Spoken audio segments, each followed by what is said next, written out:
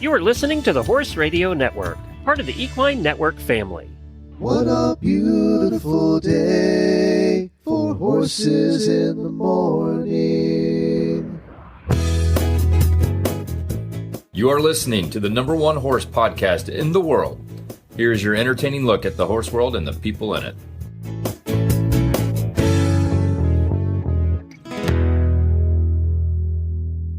I am Glenn the Geek. And I am Allison Renborg, coming to you from the Equine Network booth here at Equine Affaire in Ohio.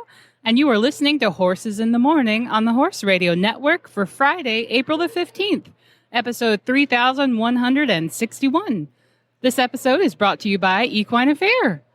Good morning, Horse World. Well, as you can hear, we are at Equine Affaire again. Unfortunately, I had a huge allergy attack last night, so I can barely talk today. So you're going to have to do all the talking today, Allison. Oh, all right. To you. It's up to you. It's. I'll carry the mantle. Yeah.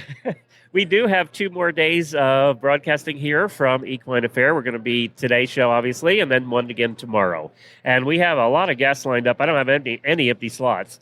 So, and I pre-recorded some, so we just have a whole bunch of guests lined up for you today on a variety of different things. I do like the variety of these shows. We're not touching on one topic twice. Nope.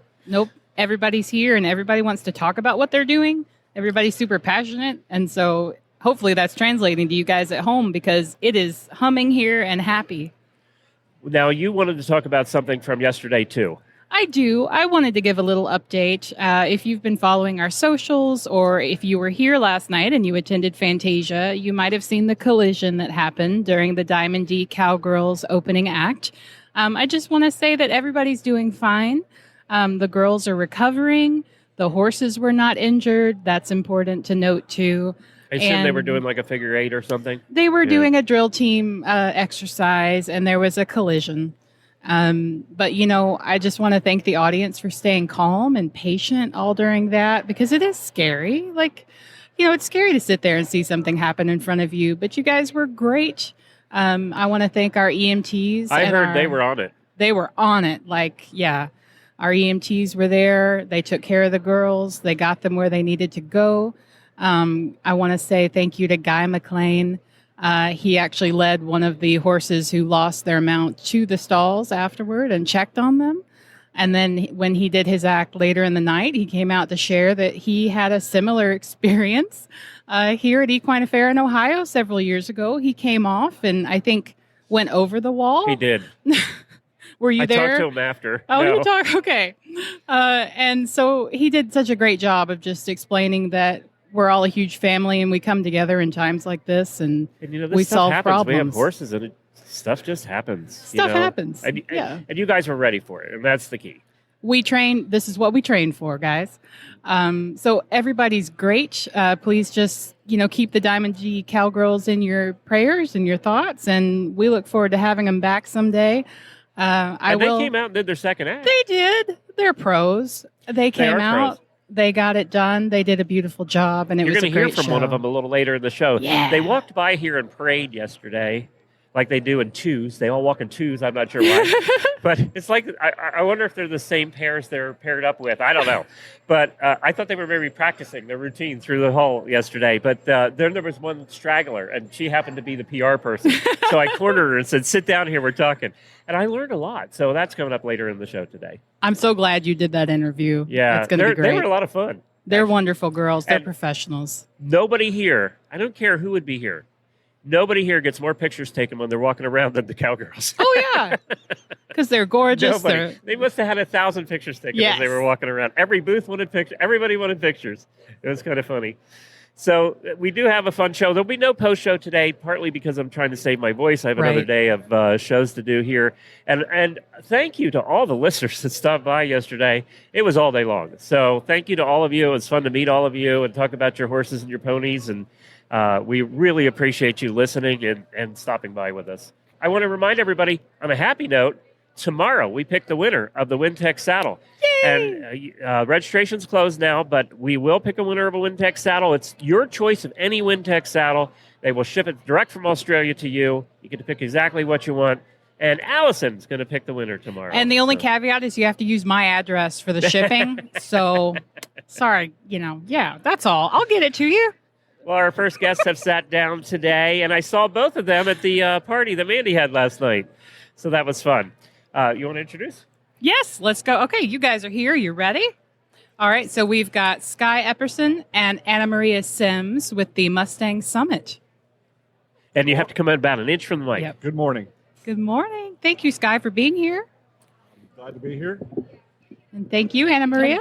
Hi, nice to be here. So let's start out. Tell us a little bit about you guys. What do you do? Let's start with Skye. So I'm the director of a fairly new nonprofit, the Mustang Adoption Academy, and there's lots of great people that are out promoting Mustang adoption. But we kind of think the missing link is successful Mustang adoption, and we kind of do that through a brain-based, scientific-based horsemanship method. And then recently, I've also kind of learned another new part through Annamaria, and I'll let her tell a little bit about that.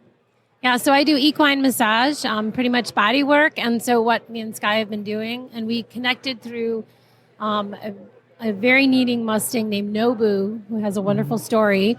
And he worked with Nobu, and there were a lot of body issues, and it was really it was hard to train or work with him because the body issues were so extreme.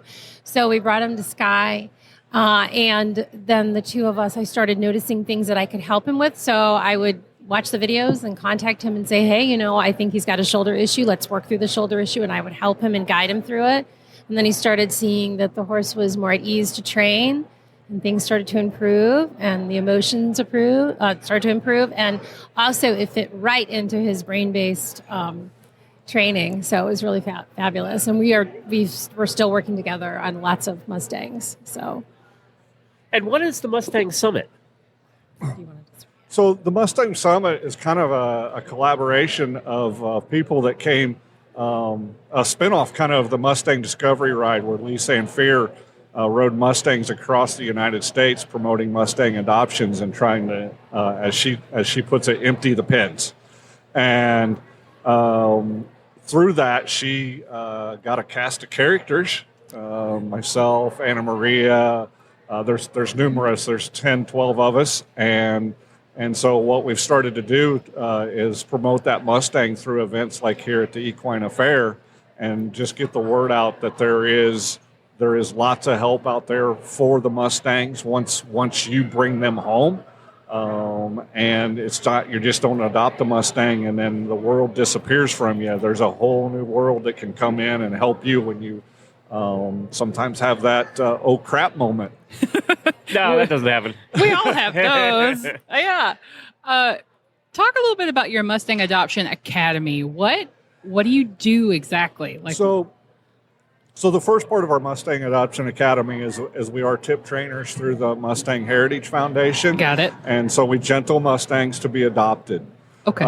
And then we're trying to get into venues where we can show people the brain-based horsemanship method, which it is science-based, but it's not rocket science.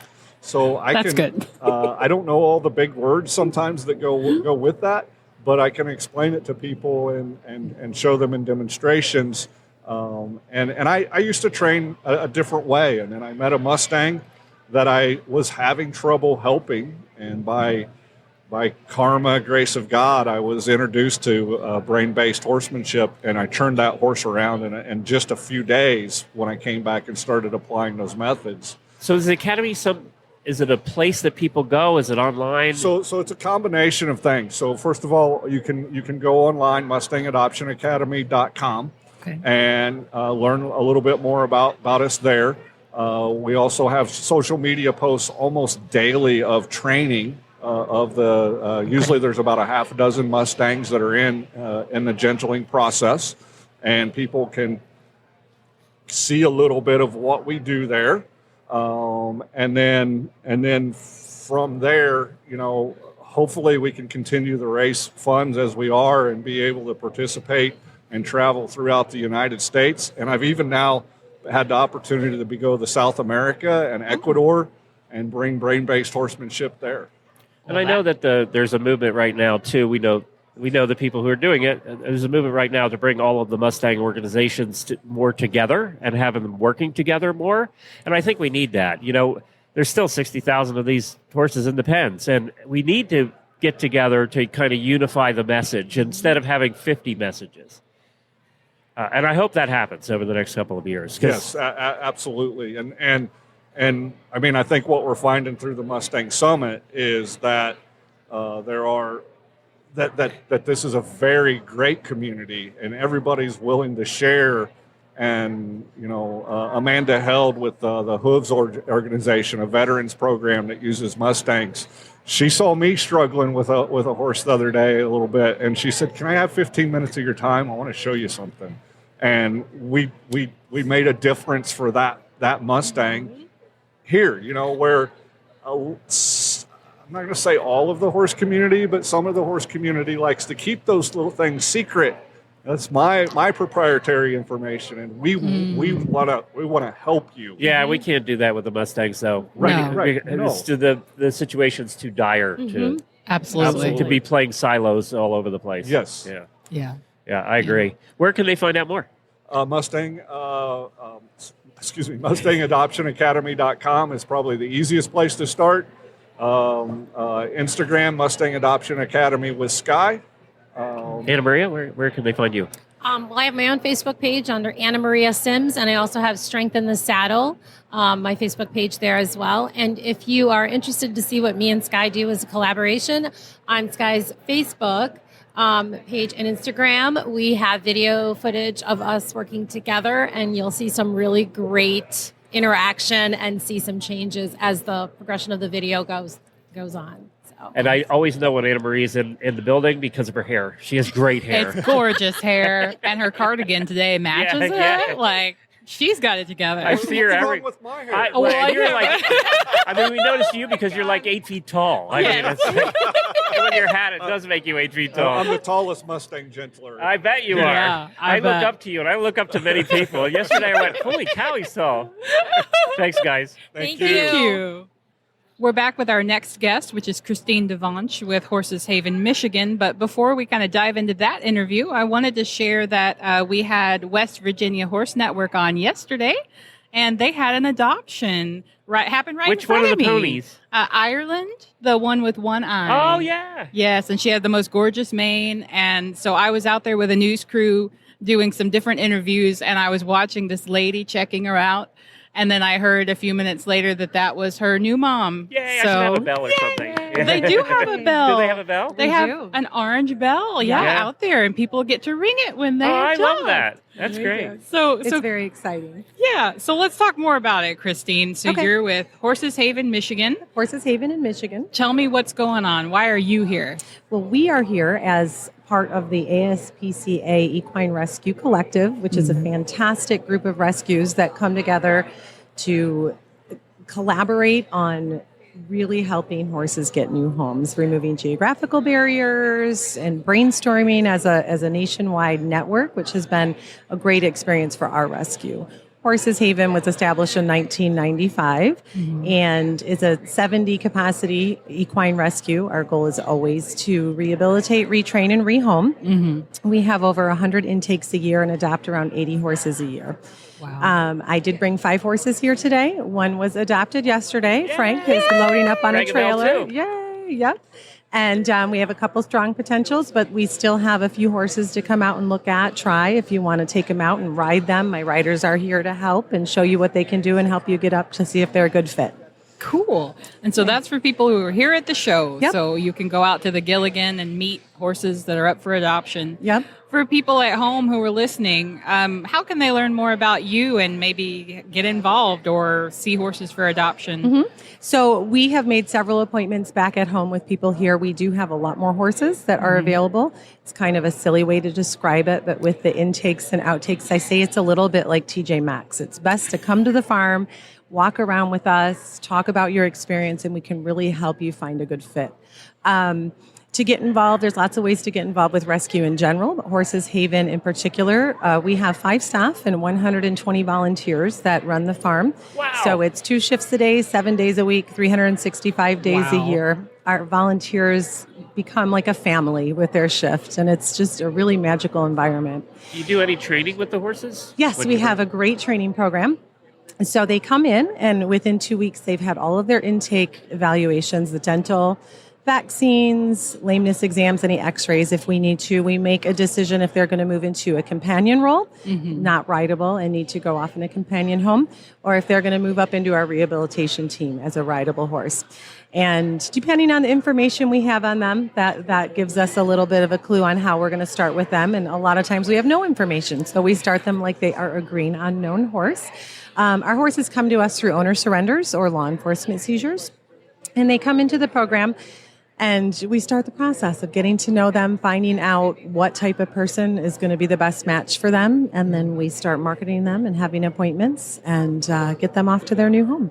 That's so exciting and such rewarding work, I imagine, but also really heartbreaking at times. Like, is it a yin and yang of up and down? It is, but it's more of a positive. Yeah. There's a lot of heartbreak, especially with some of the law enforcement seizures of the people that maybe didn't ask for help soon enough so that we could step in. But on a sad note, sometimes being there to give that horse what they need in the end is a positive as well. Yes. I rescued my pony, who was at a 1 on the scale at that point. Yeah. And we thought, well, you know what? If we bring this horse home and he dies in the next week, at least he'll be loved and fed. Yep. That was. We went in with that attitude. Now he's great. He's great. Yeah. Our volunteers are really great at that. If we bring a horse in and we know the kindest thing to do is say goodbye, we have a day of love and care and food and all the things. But thankfully, for the most part, 99% of the horses that come through the rescue are able to be rehabilitated and adopted back into new homes. And that's fabulous. It is. It is an amazing thing. I always tell people I'm so blessed to have a job that I wake up and can't wait to get to every morning. Yeah. So what part of Michigan are you in? We are in Southeast Michigan, Howell. It is between Ann Arbor and Lansing. And website? Horseshaven.org. That's easy enough. Perfect. And they can see all the ones for adoption in there? They can. We had a big rush of adoptions at the beginning of the year and then a huge rush of intakes. So we had 18 horses come in the last 5 weeks. Wow. So there are a lot that you won't see listed on the website right this very second. When we get back from Equine Affaire, we have already done all their evaluations and had their vetting done. So we're just trying to write some info even while we're sitting here in Ohio at the Equine Affaire so that we can get some of those new horses listed and up on our website. Well, good luck. Yeah, thank you very much. Yes. Me too. Thank you. Thank you. Next up, we have Lauren. Now, she is the one I was talking about earlier in the show that was walking by alone and looked so lonely from the Diamond D Cowgirls. And I called her over and sat her down, and we had a lovely conversation. It was a lot of fun. So here it is. It's so much fun here at the show. I was just sitting here at the booth in front of the microphone, and about, 15, 20? There's 16 of us. 16 cowgirls go by, all dressed up, and they're a drill team, right? Yeah. And they're all walking in twos. And then there was this straggler at the end, and that's Lauren, who was just straggling along at the end. And I said, do you not have a partner? I felt so bad for you. So are they all matched up like they are in the... So sometimes when we come through an event, we do try to match up with the pairs that we actually come into our performances with. Today, actually not. There's just kind of people wandering around. If anyone stops someone, so like I got stopped by some little kids. We try to talk to all the kids that are at events. Well, they wouldn't want to talk to you. You guys are the blingiest people here. I was about to say, it's hard to miss all the sparkles. That's for sure when we walk through. Actually, in the Massachusetts event, we had one of the moms take a picture of us, and you could just see a sea of white hats and glitter walking through the middle of like a huge amount of people. So how do you get to be a Diamond D? So we are actually based out of like Atlanta, Georgia. We drive about 9 hours to get here. I couldn't tell from the southern accent. I try really hard not to have one when I'm out here. Oh, yeah, you're not doing well. It's hard to do it. But we have a team. So we have our pro team, which is the people that come out to the Equine Affaire. But we also have teams that range from like 5 years old to 75 years old. So we have a Diamond team program. We have like a pre-JV team, a JV team, a varsity team, varsity elite, and then we have what's called the Rusty Spurs and our legacy team, I didn't know that. which is older. We're usually the pro team is the one that goes and does any big events. They're ones that some of us have grown up in the drill team, some of us came in later. You look like you're 12. How can you be in the pro team? I am 27. Okay, all right. I know. Get carded to your 50. I know. I get carded everywhere. I was actually in Vegas doing slots machines, and my little sister was next to me, and she was 18 at the time, and they carded me. And I was like, okay, thank you for doing that for me. Yeah.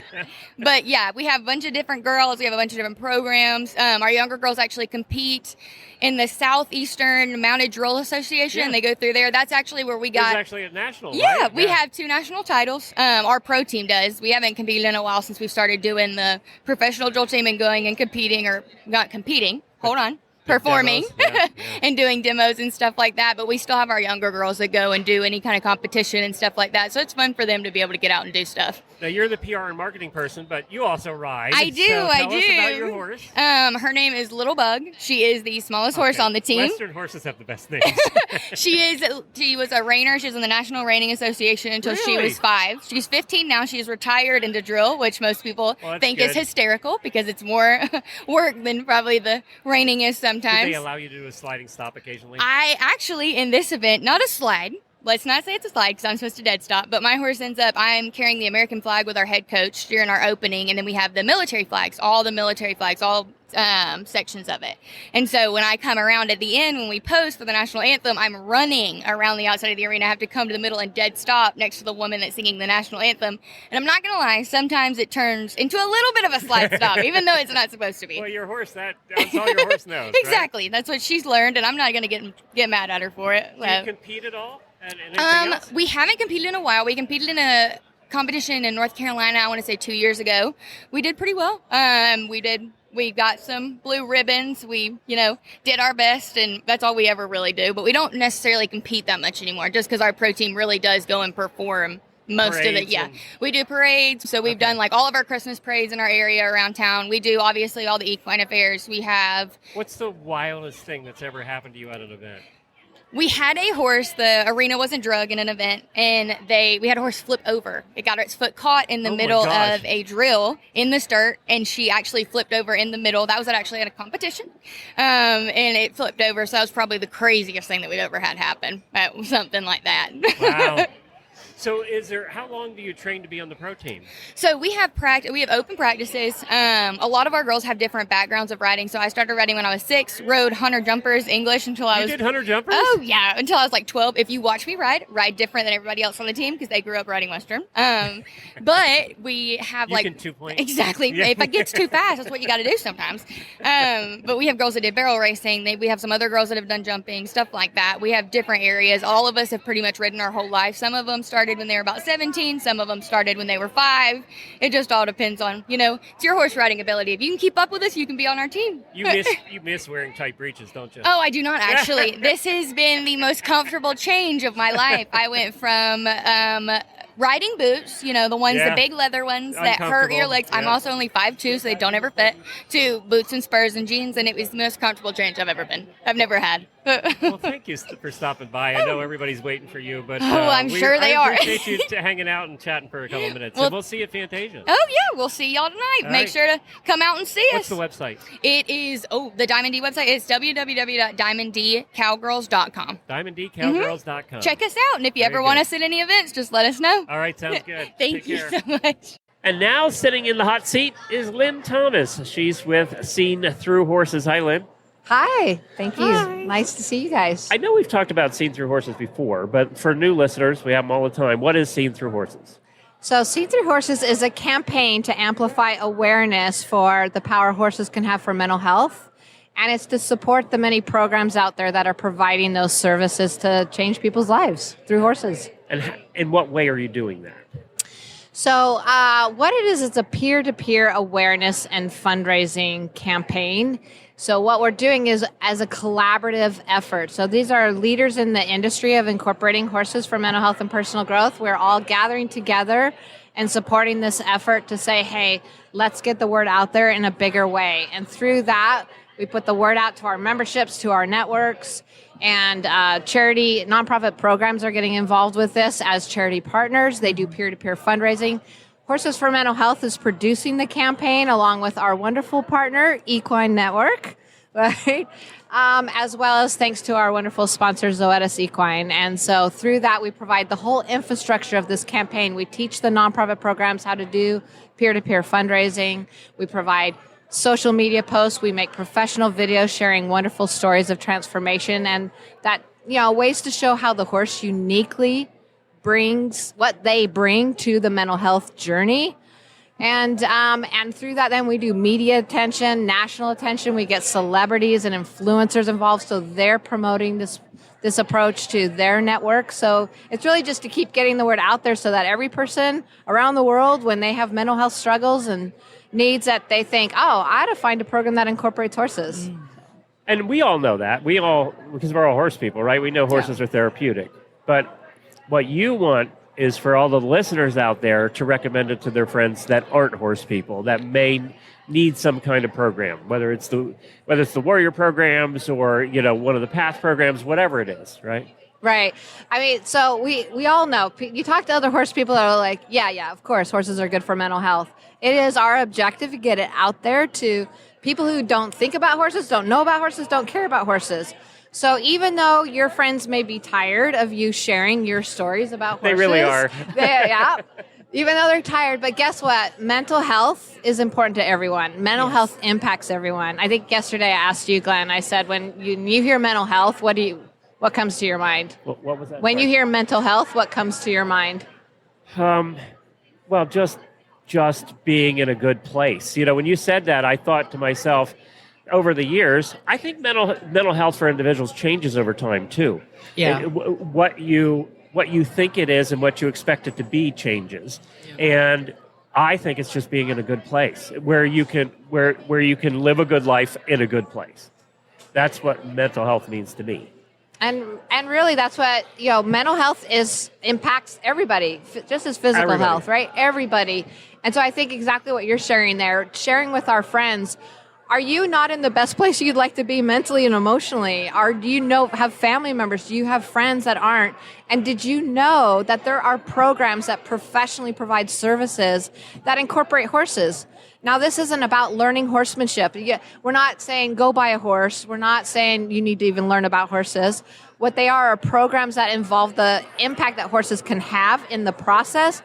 And so it benefits anyone. Anyone can learn about themselves and get mental health help in a way that other traditional approaches may not be as helpful, so I should say. So that's something everyone could be interested in. Well, and I think it's so important to note that mental health means something different to everybody. Like, for example, what Glenn said is not necessarily going to be my definition. And so we need just as many approaches to building robust mental health as there are people, pretty much.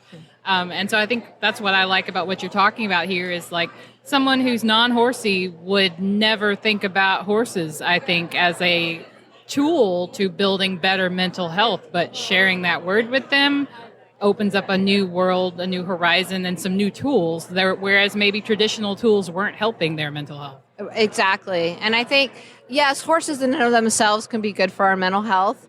And some days I think they're bad for my mental health. Right, exactly. Sometimes maybe the opposite. Depends on the day. That's how he's being that day. And that's why there's actually programs with trained professionals who are going to facilitate that process. Right. So it's the horse adds to it, and you have trained professionals who are facilitating that journey. Can we find those programs on your website? You can. So what we're doing with this campaign is it's annual during the month of May, which is Mental Health Awareness Month. So May 1st through 31st, you can go to our website, horsesformentalhealth.org, go to the campaign page. And this year is our second year. We're really excited. Last year, our first year, it went even better than we hoped for. So we're excited for it to keep expanding. We now have 65 nonprofit programs providing services that you can go on there, choose one of those programs to say, I want to support that program by either donating a one-time or join their fundraising team, kind of like you see on Facebook, like, oh, for my birthday, I believe in this cause. I'd like to raise $250 for this program I believe in. Go choose one of those programs to be part of their fundraising team. Spread the word to your friends. spread. There's social media posts you can spread, videos you can spread. We believe in this cause, and then that's how the word helps, gets out there. So. And the worst thing for somebody who's going through challenges is to be alone. So if we can get them out of the house, out of the wherever, hiding in the house, if we get them out of there, doing a program, they meet people, alone is the worst thing. So I love this. And I love that you're trying to make it easier for everybody to do it.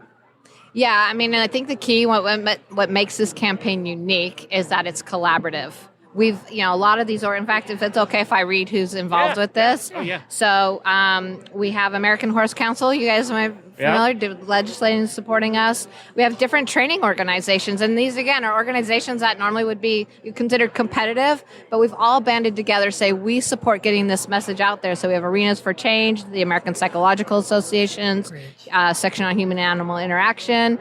We have Horses and Humans Research Foundation, the Equus Film and Arts Fest, Institute for Human-Animal Connection, Natural Lifemanship, Path International, Polyvagal Equine Institute, the Herd Institute, Temple Grandin Equine Center, Black in the Saddle podcast. So all these groups, and I know this is going to grow each year, are coming together to get the word out there. And each May, we're all banding together and say, hey, let's amplify our voices. And thanks to Zoetis, who really sponsored this in the first place, right? Zoetis has sponsored this, and that's what's made it happen, because they're providing the funding for the infrastructure to support these programs, support the resources, and then all of us working together, spreading awareness, donating to these programs. The money donated to the programs goes directly to the programs, not to Horses for Mental Health and not to the infrastructure. That's thankfully paid by Zoetis and other sponsors. And I did want to mention for our auditors, we just met one, actually, before you sat down, that we did a list of all of the subgroups for the auditors, and one of them is a mental health subgroup,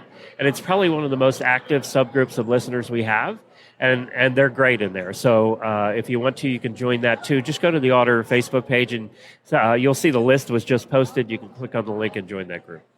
Yeah, I appreciate that. Yeah, please get the word out there, and mental health. Why not? Not involve horses, and actually we do it because it impacts people in a way that nothing else does. Allison's going to need some mental health help after this conference is over, after the expo. Yeah, yep. Oh, my goodness. Well, I mentioned to you guys, it's been so fun being here at the Equine Affair. Really grateful for the opportunity to spread the word and with people who love horses. And I was at the booth. I'm wonderfully honored to be part of the booth with the Equus Film and Arts Festival and the Mustang Summit and spreading the word about adopting Mustangs, right? Wonderful. And I happened to be at the booth by myself, and a man came up, and he was looking at the flyers, and he asked a question about Mustang adoption. And I was the only one there, and I said, well, actually, I'm not the person that knows how to answer your question about the Mustang adoption. However, I'm a mental health professional. If you have any mental health questions or needs incorporating horses, I can answer that question. And he goes, oh, well, actually, and he went into a long story of the mental health struggles in his life, and I was just like, how wonderful is this? That he's willing to share his story. That's what you were saying, I think, Glenn, that we're not alone in this, because when we feel alone, that's the problem. And that's one of the reasons we call this the seen through horses, because when we're feeling seen and heard, that helps with healing and healing one another. And horses are some of the best at helping people feel seen and heard. So just really grateful for this opportunity to be here with like-minded souls and support this work of strengthening mental health. So thank you guys. Appreciate it. So at every event I go to, I look for the cool products. You all know that I was in TAC for a lot of years, and I look for the cool new products that are different and they solve a need. And I found one of those in Equine Sleeve, right? And I have Crystal here with me, who is the owner of Equine Sleeve. So Crystal, thanks for joining us. Thanks for having me. What is an equine sleeve?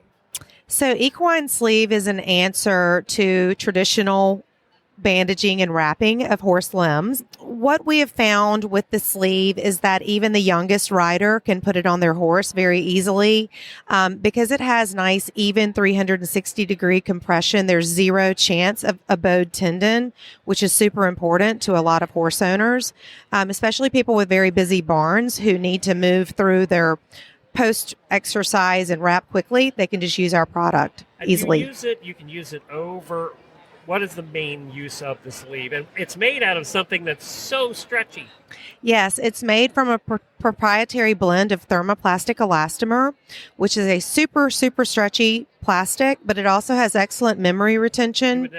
I would have guessed rubber, not plastic. Well, a lot of people say that, and it's important to mention this is latex-free, it's hypoallergenic, and non-toxic. Yeah, it looks like it would be all of those things I just mentioned.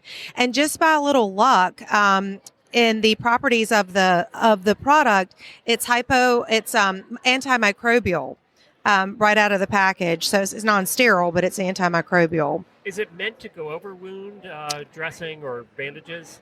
It is. So we have two styles. We have a solid sleeve and a vented sleeve.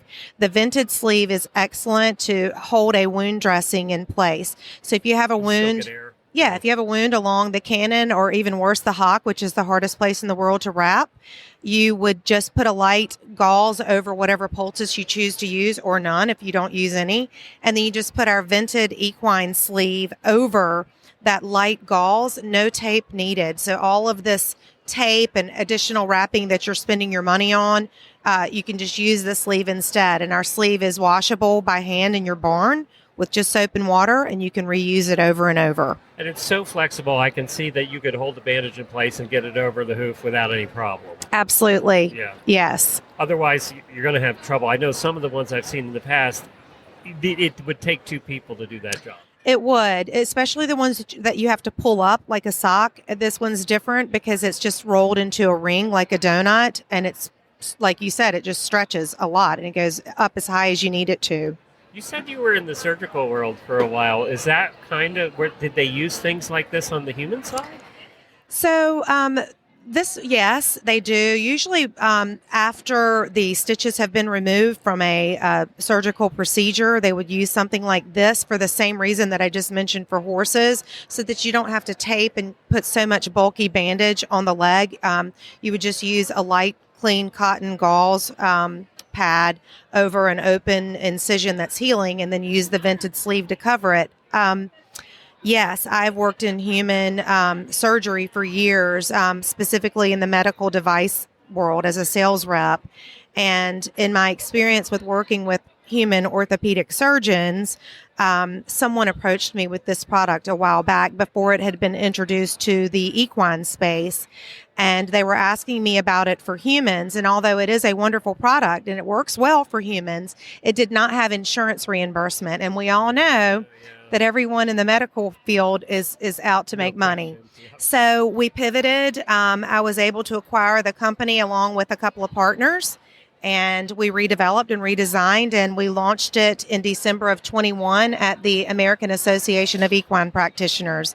And we've had an excellent first year. Well, it's a cool product. I don't know of anything like it.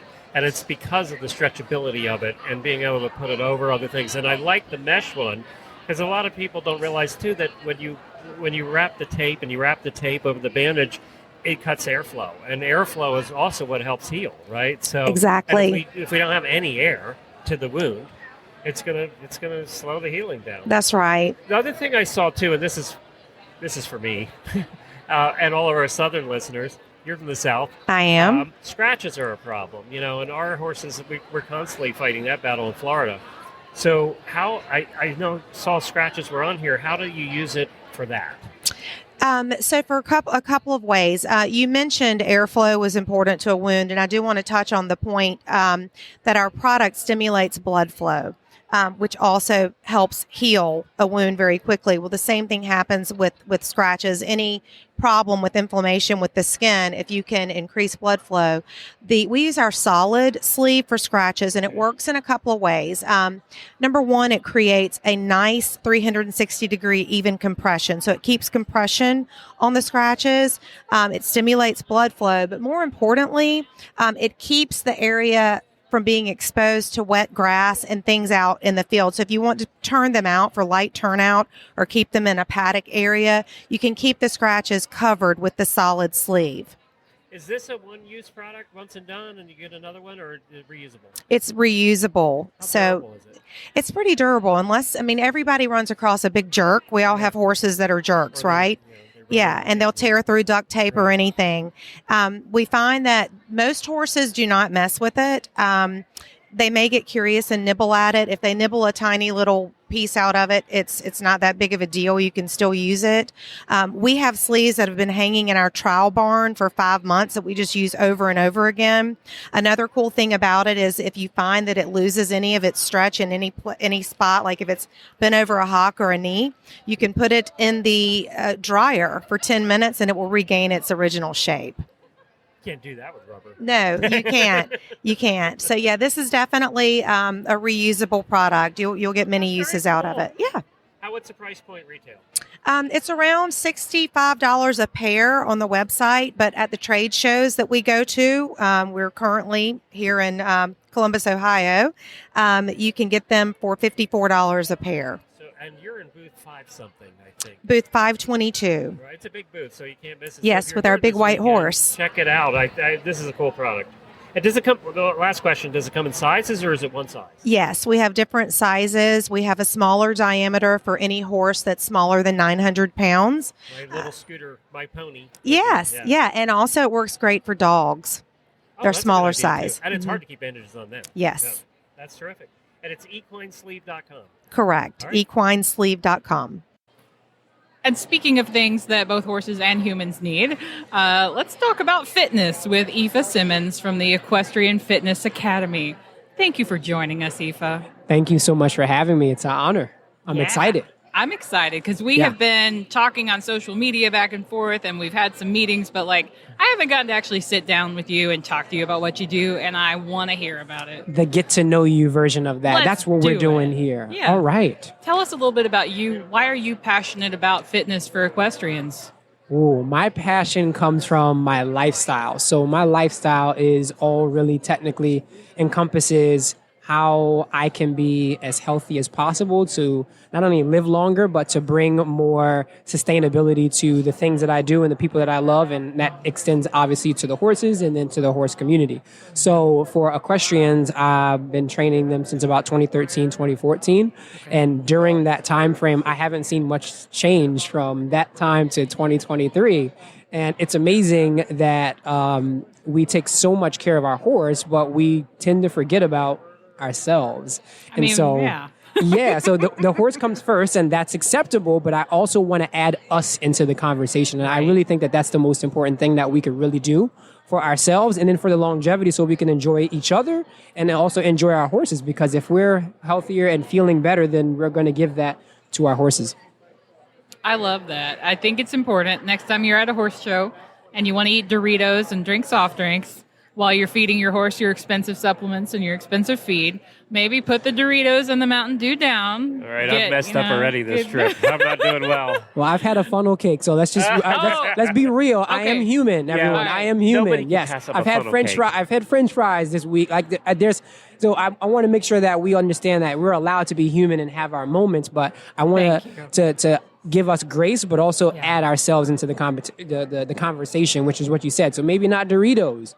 Tortilla chips. So there you go. Moderation. So how Moderation. Do you teach this? How do you help people? Absolutely. So I help build stronger riders through the mental and the physical aspect of it in no specific order. I deal more with the physical side, but the emotional and the... Is it one-on-one? That's what I was getting at. It is coaching on a one-on-one basis, but we also have online programs. So everything is digital in this case. So I have an app, and so the EFA app will allow people to reach me no matter where they are, whether it's Ohio, New Jersey, Okay, UK. so they can do one-on-ones with you wherever. Yes, and now they're not doing one-on-one live workouts. They're doing one-on-one live coaching sessions. So that comes around every month in my coaching program, and that really helps to hone in on exactly what they've been working towards in that prior month, but also where they're going. That's correct. In the next one. We all need that. Right. Well, I mean, we've seen that happen in the equestrian industry, where we're going into a digital space where our trainers are no longer have to be there with us at the barn. And it's the same thing when it comes to our fitness. And if you can train a human and a horse from who knows how many, distance away, I can definitely do my job well, and I do. Yeah, why not? I mean, it makes total sense to me, because not all of us have time to run to the gym and go see our trainer face to face, but we can squeeze in virtual sessions, and we can have that accountability, and we can talk to a friendly face, because you're a very friendly, good-looking guy, and you have a great voice, and I think, a flattery that'll, gotta throw that in there. Listen, glad we're not on camera here. I'm blushing, everyone. I'm blushing, everyone. You can't see it. But it would be fun to talk to you. I think I would look forward to it every month and go, hey, I get to talk to Aoife, and maybe I slipped up, but it sounds like you're human and you extend grace and you can kind of show me how to be better next time. And eat funnel cakes as well. And eat funnel cakes. In moderation. So it's the same thing with our fitness journey, if we want to use that term, or a health journey, which is there will be times where we're at a horse show and we can't do things that we typically are able to do. And inside the program, what's important for me is that I always have something available for wherever the person is. So if you're at a horse show and you still need to do your workout or your warm-up, take your bands with you, take some other tool, do some body weight exercises, but you don't have to always get down on the floor or the ground or wherever you are, depending on if you're in your show clothes. So it's meeting people where they are, no matter where they are. And you provide for lack of a better term, the exercises and everything to get them there? That's correct. You guide them with that? Absolutely. So Whether it's I have core programs. strength or balance or whatever. All encompassing. So in my 4 pillars, Equestrian Fitness Academy's 4 pillars are stability, suppleness, strength, and stamina. Every single one of us needs all 4 of those things. We have to work in that order. So like you just said, the core strength has to start at the beginning, and the balance has to start at the beginning before we start jumping around and flailing our arms in the 4th stamina pillar. So I like to use the pillars like a horse's legs, right? They have to have 4 to be completely balanced as best as possible. And even with that 4, we always are working on ways to get them even more stronger, to increase their stamina and to also increase their strength. So they always have to stay fit.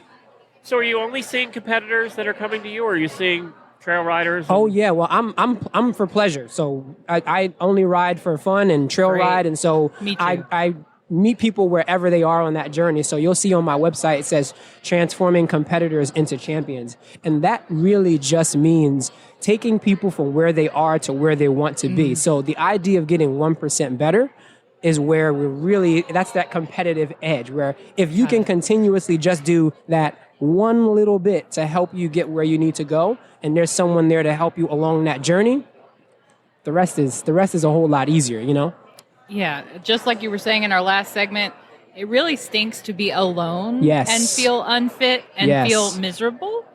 And so if you have that friendly voice to help you out with that, it's just as important with I need accountability. There's no question. Well, yeah. As humans, we do. And I think we see that in the horse world as well, where they're never almost ever alone. So why do we tend to do that ourselves when we are linked in a lot of different ways? So for me, it's like building that and helping people understand that you shouldn't go at it alone. And I always advise working out with your horse. Work out at the barn. I do it every week. So I see it, I know it, and it is possible, but we have to make that closer to the norm. And it's not yet, but give it time. I like it. Age doesn't matter? Absolutely not. I have clients in their late 60s. And I've had clients as young as 9. You'll fit right in, Glenn. I was just going to ask if he did old guys. I guess he does. No, you're 9. You're 9. You're 9 at heart. Right, at heart. That's for sure. Yeah, so there is no age. There's no age. There's no discipline that I don't work with. I'm on the English and the Western side, so I don't like discriminating in that. In that case, so if I can, you said you have a horse. What's your horse? Tell us about your horse. I don't have a horse. No, my clients have. I wish I had a horse, but I wish you did. Yeah, but you do ride. I guess yes. So I spend a lot of time at the barn training my clients, and I get to enjoy that horse energy and vibe through their horses and just through different barns. It's cheaper that way, trust me. Oh my goodness. So much cheaper. Well, especially when your budget doesn't allow for the next step just yet. So but that's the important part is get the energy and get the feeling where you can. And if we can do that, then we're automatically going to be happier and then healthier. And so I've seen that you smile running all over this place. Literally running all over this place. And I think being here is probably going to help you a lot. It has. It has. Meeting people like you two has automatically, built a better and a deeper smile, but also more of a connection that I didn't think that I would have before this week took place. Cool. Good for you. What's the website? ifafit.com. Spell it. ifafit.com. The name of my program is Equestrian Fitness Academy. You'll see me running around or online with my logo that is EFA. that's how you'll pronounce my name. Yep. Aoife. There you go. I'm so glad you were here, and this is an important message, just like the one we had earlier in the show, right? We talked about mental health earlier in the show, and actually, those two go together. And I do a little bit of that, but I'm not professional in that case. But I work on the coaching side of how we can link the two of those. But I don't step on toes. If we feel better about our bodies, we feel better about ourselves. That's correct. Yeah, that's true. Yep. What happens here happens there. That's me pointing to my brain and then to my body. Everyone. Yep. Well, I'm glad you're here. Thank you so much, Thanks you for two. stopping by. Thank you. you. Well, that was a fun show. We had so many different variety of things in this show. And so many different kinds of energy. I think that's cool. Aoife was the perfect one to end with. He's fabulous. And he literally has been all over this place. I've seen him everywhere. Everywhere. And he's running classes and stuff, too, while he's here, he's right? offering workshops and he's doing presentations. So he is on it. Yeah. And he has one tomorrow. So if you're here at the show, go see Aoife and sign up and see what he's all about. He's very dynamic. He's very dynamic. Super sweet guy. Like, I'm not fit. I want to get better, as we all say. My name is Glenn, and I'm not fit. My name is Allison, and this is, Fatty's Anonymous here. But I've always been afraid to get a coach, or, you feel like it's kind of that stupid thing where it's like if you're at the gym and you're not skinny I hate gyms. and you're not muscular, then you feel like you don't belong. Right. But, like, how else do you get there? Right. But, Aoife, I think I could I see can do that. Partly it's because we're not at a gym with him. Yeah. So that's part of it too, right? He's just human, and he ate a funnel cake today. Yeah. So, I don't even eat funnel cake, but I'm like, okay, I eat plenty of other stuff. Well, thank you, everybody, for listening. We really appreciate it. Tomorrow morning, first thing in the show, I promise we will give away the Wintech saddle to everybody that entered. We'll pick a winner. We'll do that first thing tomorrow morning. Are you a new bride? I am. Sit down. Over here. 1 second. Oh, gosh. Sit down right there. Sit down. She is wearing a gorgeous... We're not going to let you go right now because somebody just... Well, I love this. She's wearing a sash. What's your sash say? Bride-to-be. Oh, does that mean you haven't done the wedding yet? Not yet. When's the wedding? July 22nd. Oh, you got a ways yet. Yeah. You're already advertising that you're a bride-to-be? This is the bachelorette. And then, yes. You have a bachelorette party at Equine Affaire? Uh-huh. I gotta take your picture for such a horse the girl. I run our page. Yes. Oh, no. Please. Yeah. Okay, we're taking the picture. We're doing this. Okay. You're such a horse girl. Yes. It's incredible. Oh now, my are they horse girls Yes, too? definitely. All right, so Yeah. you get her obsession and her craziness. You get that. Yeah. Is there going to be a horse that we always advise people not to have horses in the wedding because it always goes wrong? Are you going to have a horse in the wedding? No, we thought about cowboy boots, though, but I think we're going to do pictures after the wedding with the dress, and we're going to go out with the horses. That's what we did for her wedding, and it was a great idea. Smart. Are you marrying a horse guy or a non-horse guy? Not horse guy, Okay. yeah. So I'm known as America's horse husband because I married into this too, and my job is to talk them all out of marrying you guys. Yes. So we need to get him on the air, and then we'll have a talk. Oh, no. Oh, my goodness. After July 22nd, when it's too late. Yeah, that's Or usually when 29th. they do it too. 22nd. 22nd. Yeah. I had it right the first So time. what's your first name? Alex. And what's his first name? Colby. Did he have any clue going into this what this was going to be like? Oh, he tried. And he knew about the horses, and he's ridden. We've done all sorts of horse-themed activities together, and he decided he likes his bike. It doesn't have a brain. Yeah. That's a smart Yeah. decision. We always encourage the horse husbands, especially the new boyfriends, to have a hobby because Right.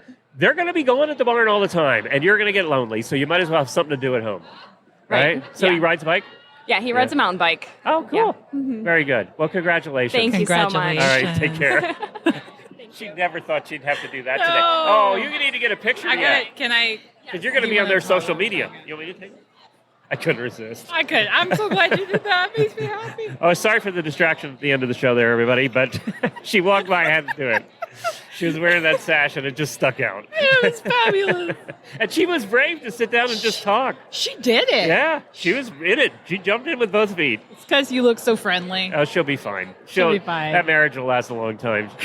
So, again, thank you, everybody, for joining us. We'll be back again tomorrow. There'll be no auditor post show today because I'm trying to save my voice for one more day. Yeah, and you don't want to listen to me just talk forever by myself. That's not Besides, fun. you have a job to do. So. Well, yeah. I mean, I'd rather sit here and talk to Glenn, but... Well, we'll see you all tomorrow. All right.